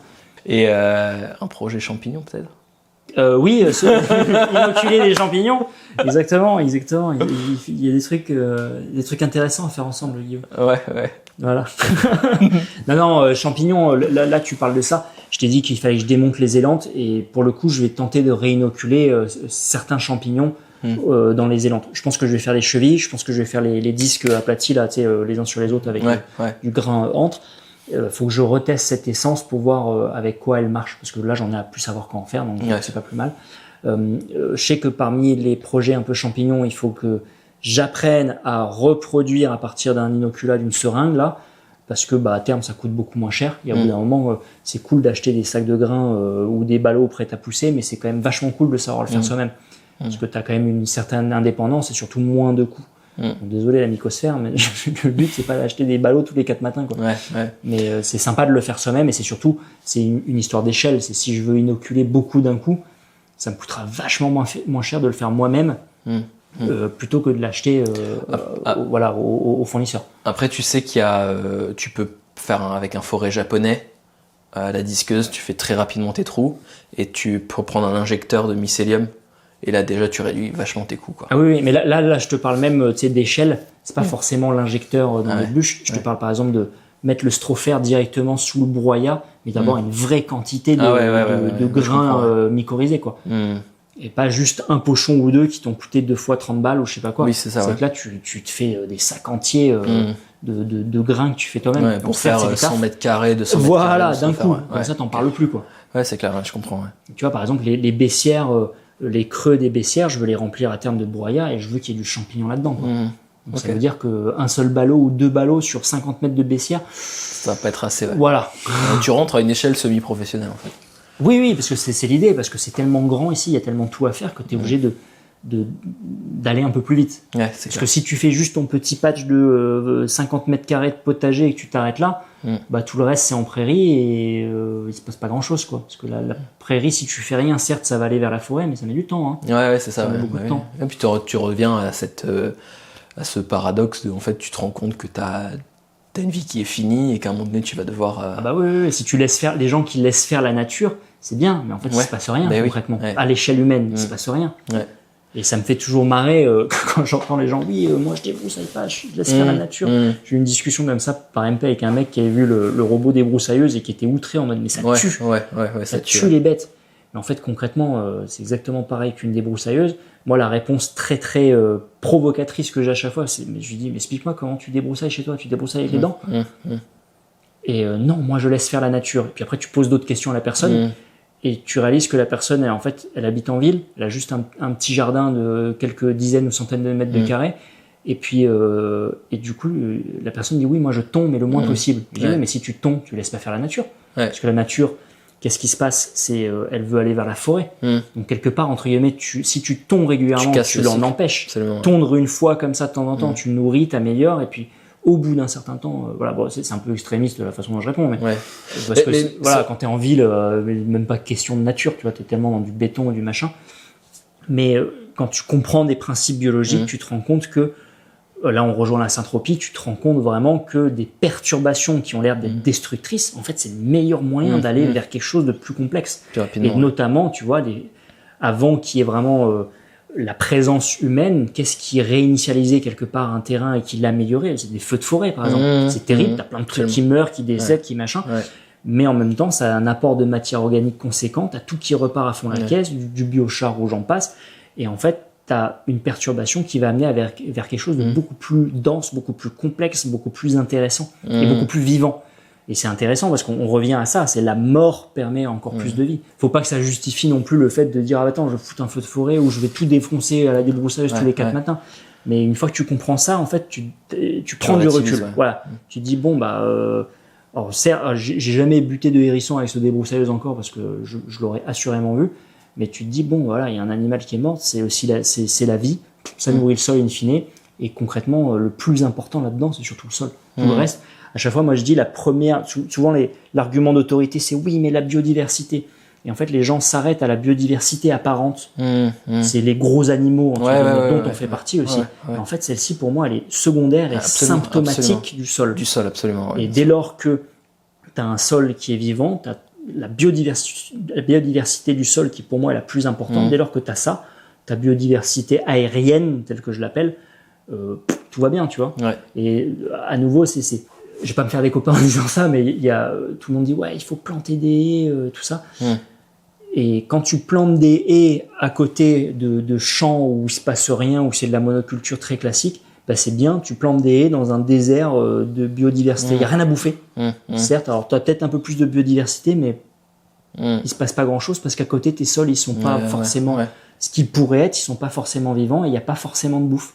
Donc en fait, tu fais une haie qui va être comme une sorte des grands immeubles où il y aura pas beaucoup de vie là-dedans, tu vois. Donc c'est bien, mais en même temps, la réflexion est pas assez approfondie. Je me faisais la réflexion il y a pas longtemps, c'est que ce qui me perturbe un petit peu aujourd'hui avec l'écologie, c'est qu'en fait le monopole du discours écologique, il est aujourd'hui détenu majoritairement par des intellectuels qui sont finalement dans les villes et très peu en contact avec la nature, qui vont faire des vacances de temps en temps, qui vont se faire une retraite yoga dans un camp de permaculture, etc. Et en fait finalement ils n'ont pas cette relation au vivant. Donc toi tu l'as aujourd'hui avec ton terrain que tu entretiens. Moi j'ai entre guillemets la prétention qui reste quand même très sommaire et humble, mais c'est vrai que j'ai fait un bac agricole, j'ai été beaucoup en contact avec le milieu agricole, j'ai fait pas mal de woofing, et en fait tu te rends compte que effectivement quand tu as cet ancrage à la terre, tu peux pas te permettre d'avoir des réflexions qui sont aussi hors sol que ça, de simplement dire moi je suis avec la nature. En fait, l'homme fait partie intégrante de la nature. En fait. Déjà, effectivement, souvent je laisse faire la nature, c'est se sortir de la nature. S'extraire, ouais. Voilà, et être au-dessus quelque part de la nature. Exactement, ouais. Et souvent, ça mène à des biais où la réflexion n'est pas bonne, en fait. Et à nouveau, laisser faire la nature, c'est quelque part rien faire. Et ce qui va se passer, ce sera bien après ta vie, quoi. Ouais, puis implicitement aussi, il y a cette notion que finalement la nature se porterait mieux sans l'homme. Tu vois Oui, techniquement, ça se peut. Dans la réflexion, dans la continuité de cette réflexion, au final, tu aboutis à ça, puisque en fait, on voit bien que il y a beaucoup de gens qui sont dans cette idéologie-là, potentiellement qui ont de l'argent, dont en fait ce qu'ils font c'est qu'ils achètent des terres et juste entre guillemets ils les rendent à la nature, c'est-à-dire qu'ils en font des sanctuaires pour la biodiversité, etc. C'est probablement très bien, mais toi ce que tu défends aussi au travers de ce que tu proposes avec la syntropie, etc., c'est de montrer que finalement l'homme peut habiter un lieu et justement aggrader le sol, avoir un impact positif sur la biodiversité, parce que voilà, tu amènes des plantes pour te nourrir. Comme tu cherches aussi des saveurs différentes, etc., en fait, tu vas venir apporter des plantes qui peut-être pousseraient pas naturellement là, mais qui vont faire une source de nectar pour les pollinisateurs, etc. Donc, en fait, tu as un impact qui, je pense, net et positif sur ton environnement. Souvent, il y a une fracture, à mes yeux, il me semble, entre des visions qui sont... Il faut conserver la nature, conserver. Et le truc, c'est la nature, elle veut toujours s'aggrader, s'améliorer. Et il y a une différence entre conservation, par exemple l'agriculture de conservation des sols. Tu limites la casse et tu maintiens tel que c'est. Mais si tu as quelque chose qui n'est pas en bon état, tu le maintiens pas en bon état. Alors qu'une agriculture de régénération des sols, c'est que tu vas améliorer. Et pour moi, en fait, à partir du moment où tu améliores un système, même si c'est fait par l'humain, même si c'est fait par des tracteurs ou des machins, bah tu vas entre guillemets dans le même sens que ce que la nature veut être, non pas qu'elle veut être quelque chose, mais vers la dynamique qu'elle a. C'est ça, ouais, c'est plus ça. Ouais. De complexifier, voilà. La syntropie répond assez bien à ces problématiques-là. En fait, tu comprends un peu mieux la dynamique. Dès lors que tu comprends la succession écologique telle qu'elle doit être, en fait, tu comprends ce qui se passe concrètement. Ouais. Et à nouveau, c'est un cycle. Hop, ça se casse la gueule où il y a un feu de forêt. Mais sauf que la seule subtilité, c'est que le sol est toujours amélioré. C'est-à-dire que sol nu, hop, ça va vers la forêt. La forêt, à un moment, s'écroule, mais entre-temps, tu as ton stock de matière organique qui est beaucoup mieux. Donc, en fait, quelque part, c'est comme une renaissance. À un moment, ta forêt s'éclate, où il y a une clairière qui s'ouvre. Ouais. Et quelque part, c'est comme, à chaque fois, je dis le parallèle, c'est un New Game Plus. Tu es dans un jeu vidéo, tu termines le jeu vidéo et tu peux recommencer, mais sauf que tu es un peu plus stuffé, tu as plus d'expérience et de machin. Et tu refais le même jeu, mais un peu différent. Exact. Et pour moi, c'est un peu le même principe, en fait. C'est un cycle de vie, de mort, et quelque part tu recommences mais avec beaucoup plus avec une dynamique ascendante au final. Donc, alors c'est intéressant là-dessus parce que c'est vrai qu'aujourd'hui l'écologie elle a un point de vue avec une certaine finitude, c'est-à-dire qu'en fait on considère qu'il y a un état de grâce de la nature et en fait on le sait pertinemment, ça n'existe pas l'état de grâce dans la nature, il y a une dynamique qui est en perpétuelle évolution.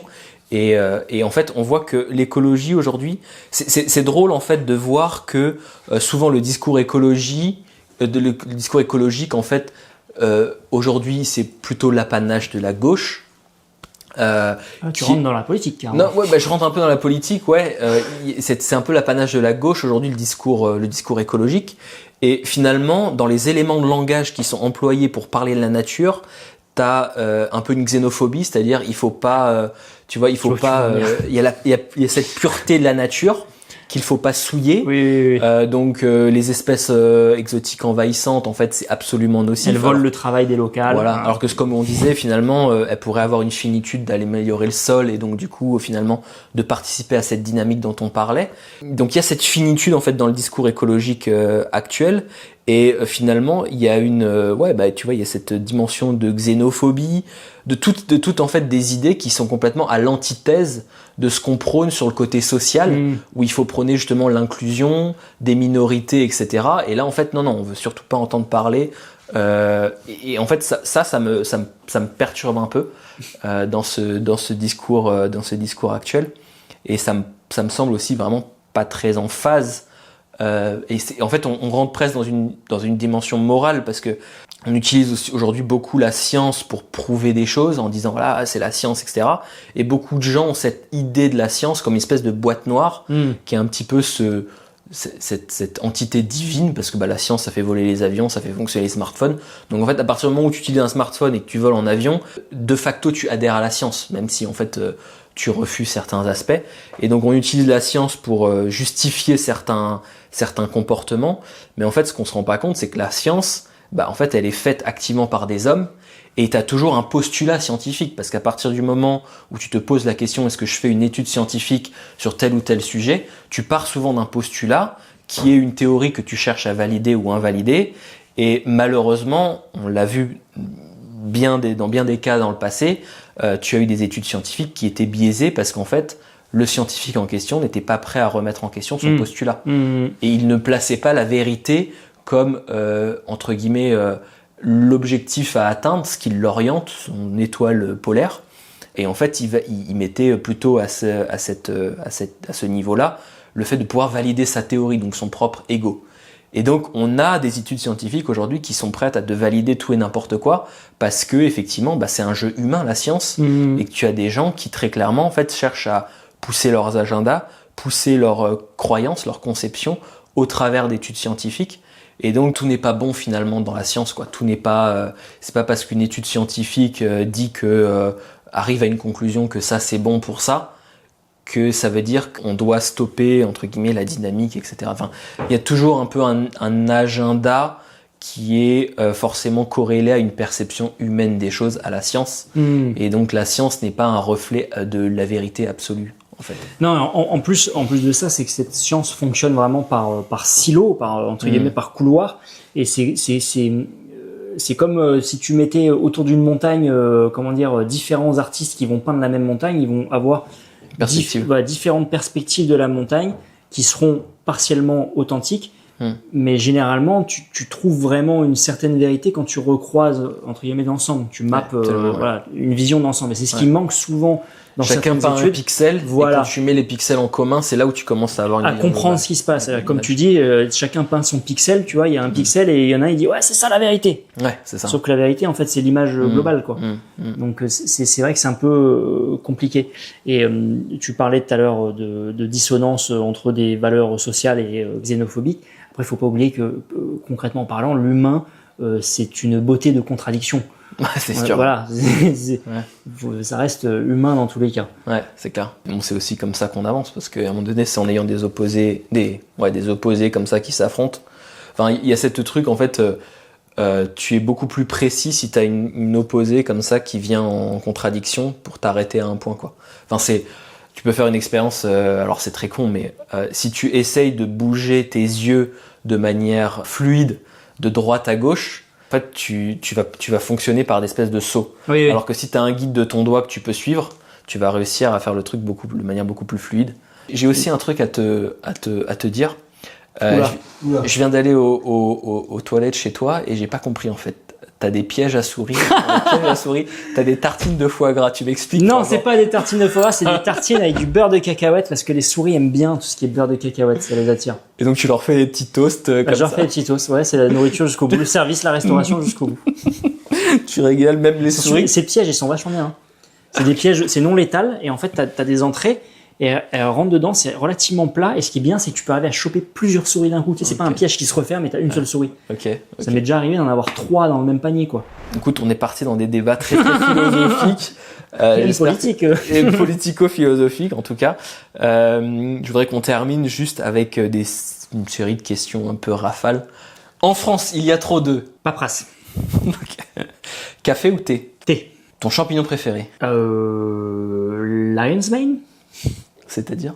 Le Ericium erinaceus. C'est bien, t'as bien fait tes devoirs. Est-ce que tu es plutôt team sucre ou miel? Miel. Saison préférée, automne ou printemps? Printemps. Culture en serre ou culture en plein champ? Plein champ. Plutôt YouTube ou Instagram? Maintenant, je suis dans la dynamique YouTube à nouveau, donc YouTube. Plantes et champignons, t'es plutôt alimentation ou médicinal? L'alimentation, parce que c'est la première de la médecine. Ah, c'est bien ça. Quel est ton fruit préféré? La mangue. Quelle est la plante la plus étrange que tu cultives ou as cultivée? La plante fromage. Pas très original. Consomme ça, c'est pas très original. Non, mais j'hallucine, quoi. Quel est le pays où tu aimerais aller / Bhoutan. retourner? Pour y faire quoi? Pour aller voir. Non, parce que en fait, c'est un pays, comment dire, déjà, c'est très protégé, il n'y a pas de C'est tourisme vrai. de masse. C'est très lié à la culture tibétaine. Ouais. Et je dirais que c'est là où encore tu trouves l'essence aussi, enfin, du moins l'authenticité de la culture tibétaine. Plutôt ville ou campagne? Campagne. Seul ou en équipe? Seul. Plutôt optimiste ou réaliste? Réaliste, parce que tu peux être optimiste dans tous les cas en étant réaliste. Quel est le conseil général pour réussir sa vie que tu donnerais à quelqu'un? Fais ce qui te fait vibrer. La pizza au l'ananas, c'est une révolution ou c'est un bide? Non, c'est une association improbable de saveurs. Du moment que c'est bon, c'est comme en cuisine, tu peux tout faire. Du moment que ça te plaît, c'est le plus important. Okay. Après que les autres ils disent ah ça a l'air dégueulasse, tu vois par exemple du haggis, sur le principe du haggis, ça a l'air dégueulasse quoi. Pourtant objectivement bien cuisiné, ça peut être bon. La cuisine c'est très c'est presque une spiritualité hein, la cuisine. C'est un C'est art. toi et toi-même. Ouais. Merci Jigmé Merci pour Guillaume. l'interview. Franchement, c'était Avec plaisir. très cool. Est-ce que tu peux me passer mes billets s'il te plaît? Ah oui. Merci. On précise que c'était des faux.